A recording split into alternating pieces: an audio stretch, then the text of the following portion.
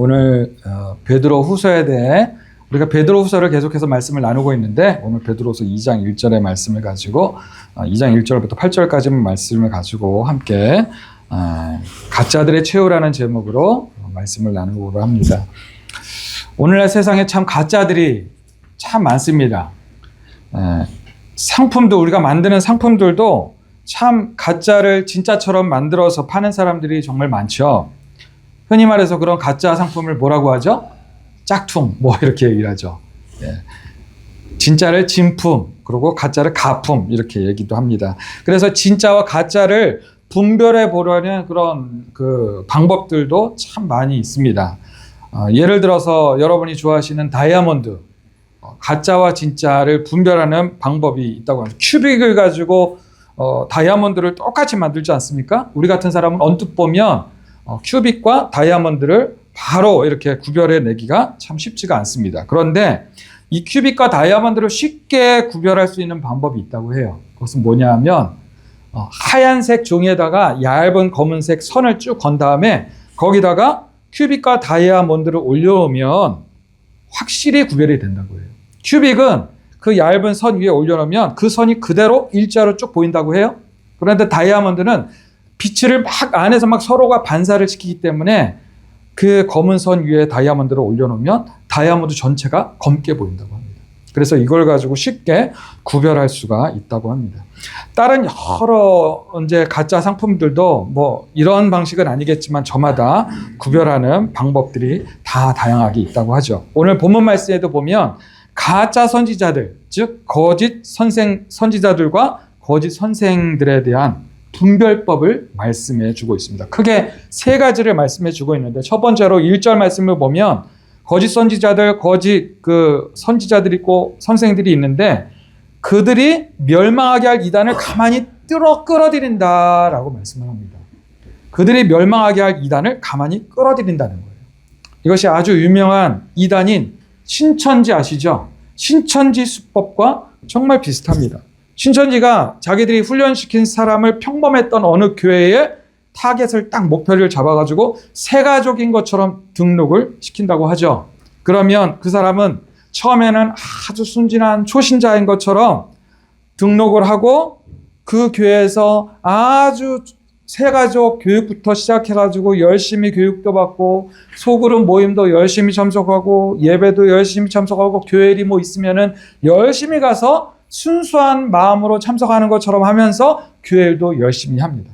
그러면서 점점 기존 성도들의 칭찬을 받고 신뢰를 쌓아가는 거죠. 그리고 또 목회자들의 신뢰를 쌓아갑니다. 그러면서 그 교회 안에서 점점 중요한 직분을 맡게 되고 그렇게 2년, 3년, 4년이 지나면서 기존에 다니던 성도들 중에서 또 한 명, 두 명을 자기 편으로 만듭니다. 그것으로 끝나는 것이 아니라 또 다른 신천지 자기 식구죠.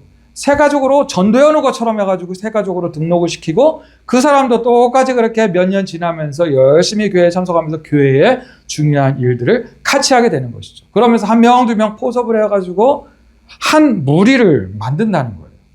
그래가지고 점점 어떻게 합니까?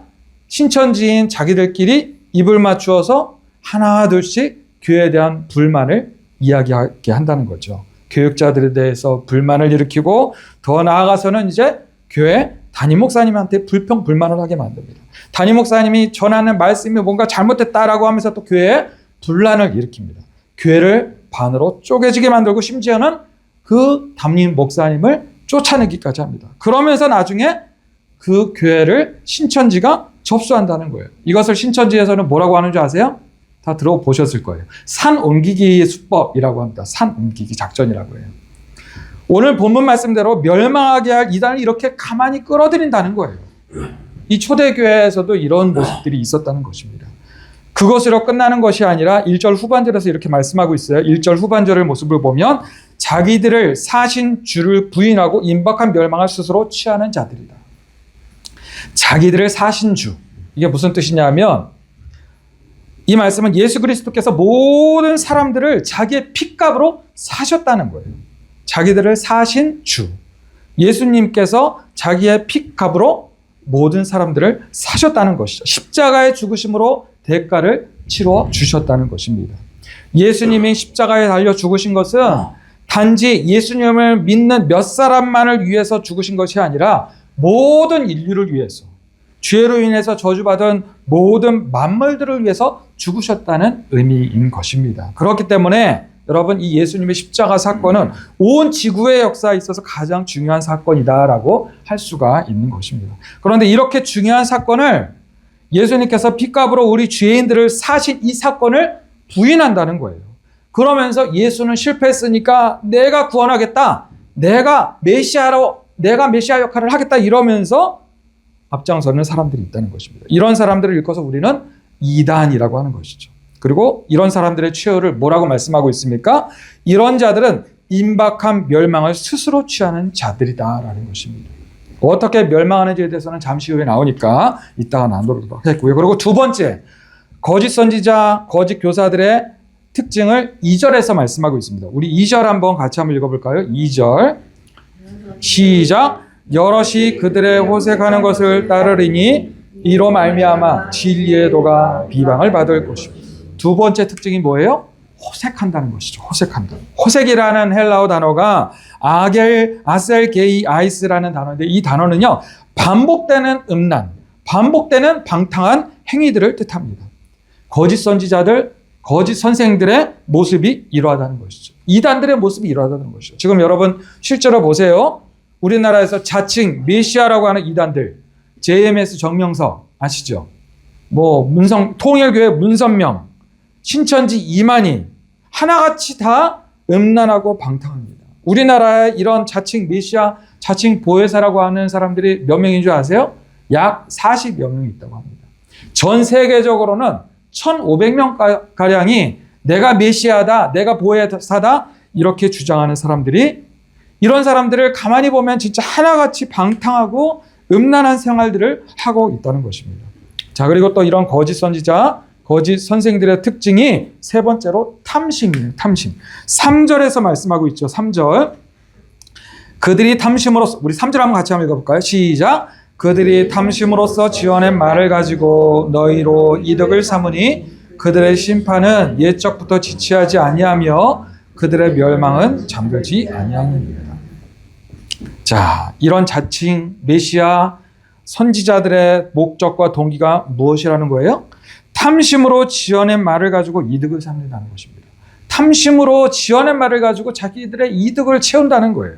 JMS, 아까 말씀드린 신천지, 통일교, 하나님의 교회, 여호와의 증인, 이런 이단들 보면은 얼마나 돈이 많은지 몰라요.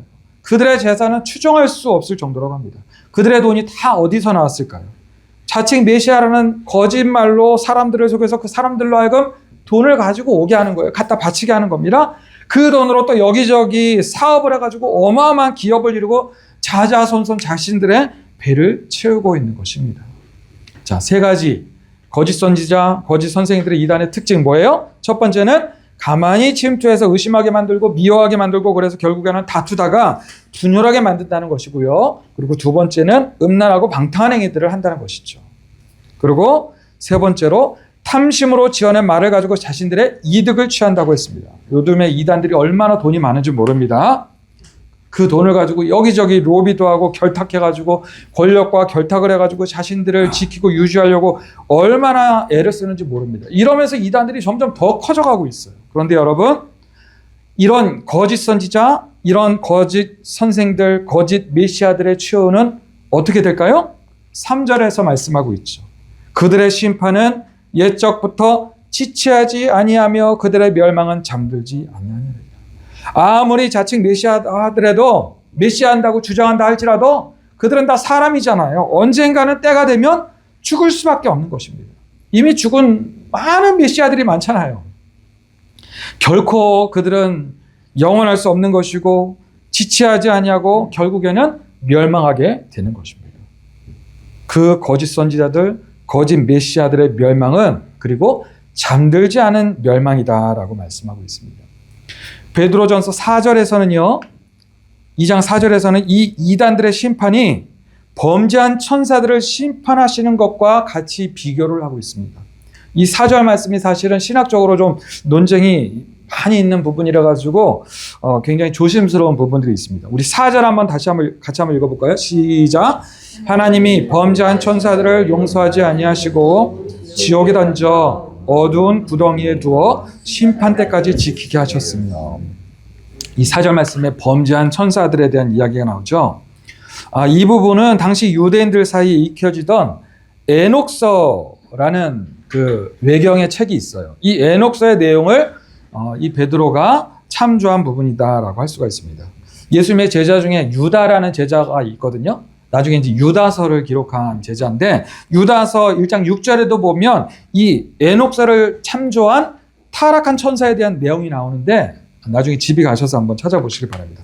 이 에녹서에는요, 이렇게 성경에 포함되지 않은 외경이라고 분류하는 묵시문학에 해당하는 이 책을 참조하고 있습니다. 창세기 6장에 에녹이라는 사람이 나오죠. 이 에녹이 하나님을 잘 섬겼더니 365살 살다가 천국으로 죽지 않고 바로 천국으로 올라갔다는 그런 내용이 납니다. 이 에녹이 기록한 책이다 그래가지고 이제 에녹서라고 부르는데, 사실은 BC 3세기에서 AD 1세기 가량 한 400년 가량의 여러 저자들이, 여러 사람들이 쓴 글을 편집해가지고 하나로 모아놓은 책을 이제 에녹서라고 하면서 이렇게 당시 유대인들이 참 자주 읽던 책으로 전해지는 책입니다. 성경에는 정경으로 정해질 만큼의 신뢰도가 없기 때문에 그냥 외경으로 분류된 책이라고 생각을 하면 되실 것 같습니다. 그런데 이 당시 초대교회 사람들이 이 에녹서에 대한 이야기를 많이 알고 있다는 거예요. 이 에녹서에 보면 일부 타락한 천사들이 하늘 처소를 떠나서 지상에 내려와서 인간 여성과 결합해서 타락했다는 내용이 나옵니다. 창세기 6장에 이런 내용이 나오잖아요. 하나님의 아들들이 사람의 딸들의 아름다움을 보고서 내려와가지고 결혼했다. 그래서 자녀들을 낳았다. 그 자녀들을 뭐라고 해요?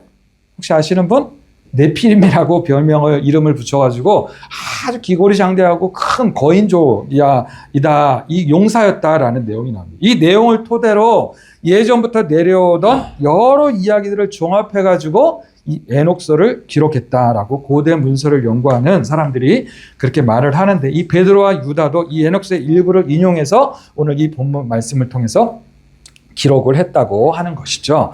여하튼 하나님께 범죄한 후에 쫓겨난 타락한 천사들을 하나님이 지옥에 던져서 어두운 구덩이에 두었다라고 말씀하고 있는 것입니다. 이제 지옥에 대한 이야기가 나오죠. 4절에서 지옥에 해당하는 헬라어 단어가 타르타로스라는 단어입니다. 타르타로스. 성경에 보면 이제 지옥에 대한 여러 단어들이 나오는데 조금씩 차이가 조금씩 있어요. 제가 참조하시라고 주보에 이제 표로 앞에 이렇게 기록을 해봤는데, 나중에 한번 참조하시고, 세 번째 보면 이 타르타로스에 대한 이야기가 나오죠. 성경에 이 부분에 딱 한 군데 나옵니다. 그 의미가 가장 깊은 심연, 어둠의 구덩이, 그리고 범죄한 천사들, 타락한 영적 존재들, 초자연적인 영적 존재들만이 갇히게 되는 지옥이다라고 할 수가 있습니다. 그래서 최종 심판 때에 이들이 이제 요한계시록 20장에 나오는 게헨나, 불못이라는 지옥으로 옮겨지기 전까지는 여기서 이제 미결수 상태로 갇혀 있다라고 이제 우리가 생각해 볼 수가 있는 것이고요. 이건 우리가 추측해 볼 수밖에 없는 부분이라서 이 주일 예배 설교 시간에 함부로 말하기 어려운 부분이긴 하지만, 하나님께서 창조하신 창조물들이 우리 인간만이 아니라는 것이죠. 인간 이전에 여러 천사들을 창조하셨고, 그 중에 범죄한 천사들의 종류들이 있었고, 그 중에 일부는 사단 마귀가 되었고, 지금 이 타스타로스에 갇혀 있는 이 범죄한 천사들이 또 따로 있다는 것을 이 에녹서를 근거로 해서 우리가 어떻게 보면 좀 상상의 영역에서 우리가 추측해 볼 수 있다는 것이죠. 자, 여하튼 이 베드로후서 2장에서는 이 범죄한 천사들이 타르타로스라는 지옥에 던져졌고 어두운 구덩이에 뒀다라고 말씀합니다. 여기서 어두운 구덩이로 번역한 헬라어 세이라이스 조프라는 헬라어는요, 어두운 사슬로도 번역을 하는데, 다른 그 번역서에 보면 어두운 사슬로 많은 다른 번역서들이, 그 성경들이 이렇게 번역을 하고 있습니다. 이 어두운 사슬, 어두운 구덩이, 여기는 끝이 없다는 거예요. 그래서 절대로 탈출이 불가능한 어둠의 장소라는 거죠. 그래서 어떤 사람은 여기가 혹시 블랙홀 아니야? 이렇게 상상을 하기도 합니다. 베드로 사도가 이렇게 타르타로스와 같은 끔찍한 단어를 사용해서 지금 말하고 있는 이유가 있는 것이죠. 그것은 거짓 선지자, 거짓 선생들과 같은 이단들은 결국에는 타르타로스 같은 끔찍한 지옥에 갇힌 그 범죄한 천사들과 같은 처지가 될 것이다 라는 것을 강조해서 말씀하고 있는 것입니다. 그러한 지옥에 갇힌 후로는 절대로 빠져나올 수 없는 완전한 멸망의 장소에 갇히게 될 것이니까 너희들은 거짓 선지자, 거짓 선생들과 같은 이단에 빠지지 말라는 강력한 권면의 말씀을, 경고의 말씀을 지금 하고 있는 것입니다. 그리고 하나님은 그들을 절대로 용서하지 않으신다는 것입니다. 이에 대한 비유로 5절에서는 홍수 심판 사건을 말씀하고 있어요. 여러분, 노아와 그 7 식구가 하나님의 의를 열심히 전파했습니다. 하나님의 심판을 열심히 전파했습니다.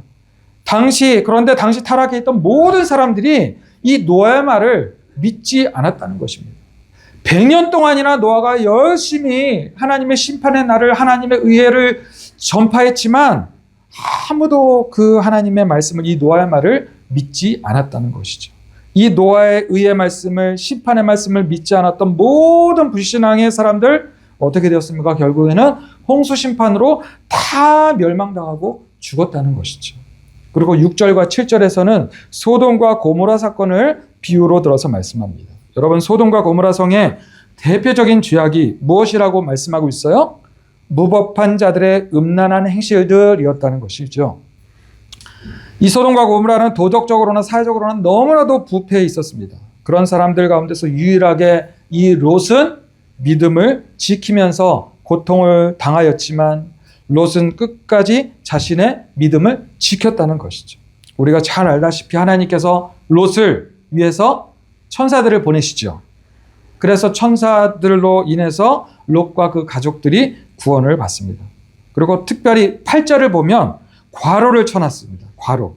성경에서도 실제로 보면 이 8절 말씀에 괄호가 있어요. 우리 8절 말씀을 한번 읽어볼까요? 8절 말씀. 우리 7절, 8절을 같이 한번 읽어보겠습니다. 시작. 무법한 자들의 음란한 행실로 말미암아 고통당하는 의로운 롯을 건지셨으니 이는 이 의인이 그들 중에 거하여 날마다 저 불법한 행실을 보고 들으므로 그 의로운 심령이 상함이라. 이 8절에 괄호가 쳐 있죠.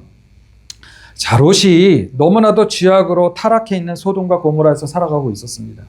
롯에게는 아내가 있었고 두 딸들이 있었고 또 사이들도 있었습니다. 창세기 19장에 이 부분에 대한 내용이 나오는데 소돔과 고모라를 하나님께서 심판하실 때에 그들의 죄악으로 말미암아서 심판하실 때에 두 천사들을 보내서 롯과 가족들을 구원하시려고 하십니다. 두 천사가 롯에게 뭐라고 했냐면 하나님이 곧 소돔과 고모라를 불로 심판하실 텐데 속히 성 안에 있는 너에게 속한 사람들, 네가 아는 사람들 다 네가 구원하고 싶은 사람들은 다 데리고 성 밖으로 도망치라라고 말씀을 먼저 전해줍니다. 오늘날로 말하면 빨리 가능한 많은 사람들에게 복음을 전하라는 것이죠. 빨리 구원의 복음을 전해서 네가 구원하고 싶은 사람, 네 주변의 친구들, 친척들 빨리 한 사람이라도 더 구원하라는 것입니다. 그런데 그 결과는 어떻습니까? 롯이 나가서 가장 먼저 딸과 결혼할 사위에게 여호와의 이 심판의 말씀, 복음의 말씀을 전했지만 사위들은 이 장인어른의 말을 어떻게 했습니까? 농담으로 알고 무시해버렸어요. 롯이 이 사위들에게만 갔겠습니까?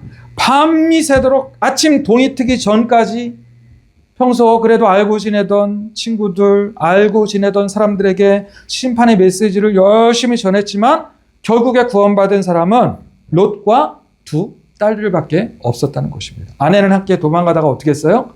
의심하는 마음으로 뒤 돌아보다가 결국에는 수군비등이 되어버렸죠. 여러분 이 얘기 잘 아시지 않습니까? 여러분 마지막 심판의 때도 이와 같을 것이라는 것이죠.